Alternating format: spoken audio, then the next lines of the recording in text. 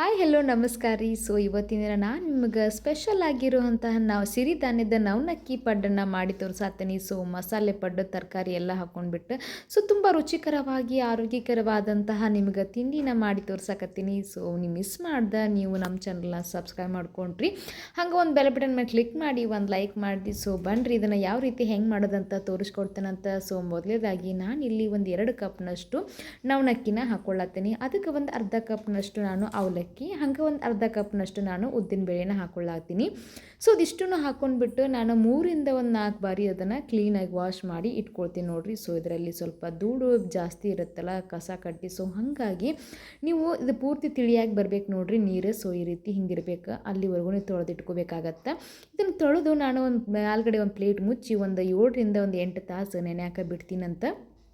So ಇವಾಗ ಇದಿಷ್ಟು ನೆನೆದೈತಿ. So ನೋಡಾಕತ್ತಿರಲ್ಲ ಕಾಳುಗಳೆಲ್ಲ ನೆನೆದವು.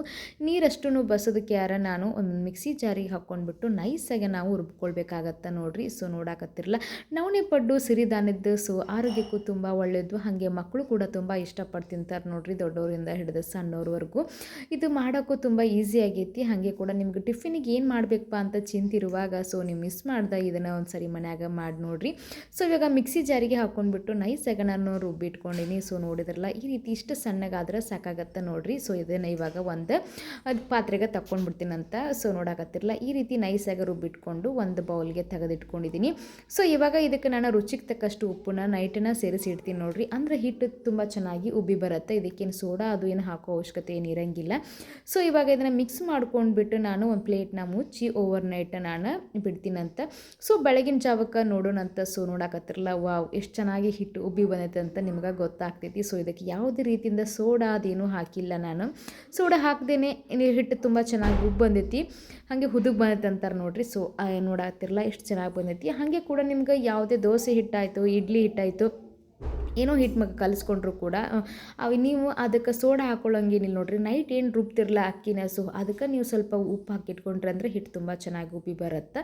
So ಇವಾಗ ಇದಕ್ಕೆ ತರಕಾರಿನ ಕ್ಯಾರೆಟು ಮತ್ತು ಈರುಳ್ಳಿ, ಸ್ವಲ್ಪ ಕೊತ್ತಂಬರಿ, ಕರಿಬೇವನ್ನ ಹಾಕ್ಕೊಂಡ್ಬಿಟ್ಟು ಸ್ವಲ್ಪ ಚೆನ್ನಾಗಿ ಮಿಕ್ಸ್ ಮಾಡ್ಕೊಳತ್ತೀನಿ. ಇದಕ್ಕೆ ನಾನು ಹಸಿಮೆಣ್ಸಿನ್ಕಾಯಿನ ಹಾಕ್ಕೊಳ್ಳಾಕತ್ತಿಲ್ಲ, ಯಾಕಂದ್ರೆ ಮಕ್ಕಳು ತಿಂತಾವಲ್ಲ. ಸೊ ಹಾಗಾಗಿ ನನ್ನ ಮಕ್ಕಳಿಗೆ ಇಷ್ಟ ಆಗಂಗಿಲ್ಲ. ಸೊ ಹಾಗಾಗಿ ನಾನು ಹಾಕ್ಕೊಂಡಿಲ್ಲ. ಸೊ ಇವಾಗ ಪಡ್ಡು ಹಂಚನ್ನು ಬಿಸಿಗೆ ಇಟ್ಕೊಂಡಿದ್ದೀನಿ, ಅದಕ್ಕೆ ಸ್ವಲ್ಪ ಬೆಣ್ಣೆನ ಹಾಕ್ಕೊಂಡಿದ್ದೀನಿ ನೋಡಿರಿ. ಸೊ ನೀವು ಬೆಣ್ಣೆ ಹಾಕ್ಕೊಂಡು ನವಣೆ ಪಡ್ಡನ್ನು ಮಾಡಿ ನೋಡ್ರಿ, ತುಂಬ ಸಾಫ್ಟಾಗಿ ತುಂಬ ಚೆನ್ನಾಗಿ ಕಲರ್ ಬರುತ್ತೆ, ಕೆಂಪಾಗಿ ಬರುತ್ತೆ ನೋಡ್ರಿ. ಸೊ ಇದಕ್ಕೇನು ಸಕ್ಕರೆನೂ ಏನೂ ಹಾಕಿಲ್ಲ, ಮತ್ತು ಸಕ್ಕರೆ ಹಾಕೋದೇನ ಕಲರ್ ತುಂಬ ಚೆನ್ನಾಗಿ ಬರುತ್ತೆ. ಸೊ ನೋಡಿದ್ರಲ್ಲ ಇವಾಗ ಪಡ್ಡಿನ ಮಣಿಗೆ ಹಾಕ್ಕೊಳ್ಳಾಕತ್ತೀನಿ. ಸೊ ಹಾಕ್ಕೊಂಡ್ಬಿಟ್ಟು ಒಂದು ಮೇಲ್ಗಡೆ ಒಂದು ಪ್ಲೇಟ್ನ ಮುಚ್ಚಿಕ್ಯಾರ ಪೂರ್ತಿ ಇದು ಸ್ವಲ್ಪ ಲೋ ಫ್ಲೇಮ್ ಒಳಗೆ ಇಟ್ಕೊಂಡ್ಬಿಟ್ಟು ನಾವು ಈ ರೀತಿ ಸ್ವಲ್ಪ ಎಲ್ಲನೂ ಬೆಂದಬೇಕು ನೋಡ್ರಿ, ಗೊತ್ತಾಗತ್ತಲ್ಲ. ಸೊ ಆವಾಗ ಮೇಲ್ಗಡೆ ಒಂದು ಸ್ವಲ್ಪ ತುಪ್ಪನ ಹಾಕ್ಕೊಳ್ತೀನಂತ. ಸೊ ತುಪ್ಪ ಹಾಕ್ಕೊಂಡ್ಬಿಟ್ಟು ಈ ರೀತಿ ಹೊಳಸಿ ಹಾಕ್ಕೊಳ್ರಿ. ಹೊಳಸಿ ಹಾಕ್ಕೊಂಡ್ಬಿಟ್ಟು ಎರಡೂ ಸೈಡಿಂದ ಸ್ವಲ್ಪ ಚೆನ್ನಾಗಿ ಹೊಂಬಣ್ಣ ಬರುವವರೆಗೂ ನಾವು ಇದನ್ನು ಇದು ಬಿಸಿ ಮಾಡ್ಕೊಳ್ಬೇಕಾಗತ್ತೆ. ಬಿಸಿ ಅಂತಂದ್ರೆ ಬೇಯಿಸ್ಕೊಳ್ಬೇಕಾಗತ್ತೆ. ಸೊ ನೋಡಿದ್ರಲ್ಲ ಇವಾಗ ಮೇಲ್ಗಡೆ ಒಂದು ಪ್ಲೇಟ್ ಮುಚ್ಚಿ ಇನ್ನೊಂದು ಬಿಟ್ಬಿಡ್ತೀನಂತ. ಸೊ ಇವಾಗ ಇದು ರೆಡಿ ಆಗೈತಿ. ಸೊ ಒಂದು ಪ್ಲೇಟ್ಗೆ ನಾನು ಸರ್ವ್ ಮಾಡ್ಕೊಳ್ತೀನಂತ. ಸೊ ನೋಡಿದ್ರಲ್ಲ ಎಷ್ಟು ತುಂಬ ಚೆನ್ನಾಗಿ ಇದಕ್ಕೆ ಸಕ್ಕರೆ ಏನು ಹಾಕದೇನೆ ಕಲರ್ ಎಷ್ಟು ತುಂಬ ಚೆನ್ನಾಗಿ ಬಂದೈತಲ್ಲ. ಸೊ ಹಾಗೆ ಕೂಡ ಟೇಸ್ಟು ಮಾತ್ರ ತುಂಬ ಚೆನ್ನಾಗಿತ್ತು. ಸೊ ಆರೋಗ್ಯಕ್ಕೂ ಒಳ್ಳೆಯದು ನವಣೆ ಪಡ್ಡು. ಯಾರೆಲ್ಲ ನವಣಕ್ಕಿಯಿಂದ ಏನು ತಿನ್ನೋಕ್ಕಾಗಂಗಿಲ್ಲ ಅಂತಿರಲ್ಲ, ಸೊ ಅವ್ರು ಮಿಸ್ ಮಾಡ್ದೆ ಇದನ್ನು ನವಣೆ ಪಡ್ಡನ್ನು ಮನ್ಯಾಗ ಮಾಡಿ ನೋಡ್ರಿ, ತುಂಬ ಚೆನ್ನಾಗಿ ಬಂದೈತಿ.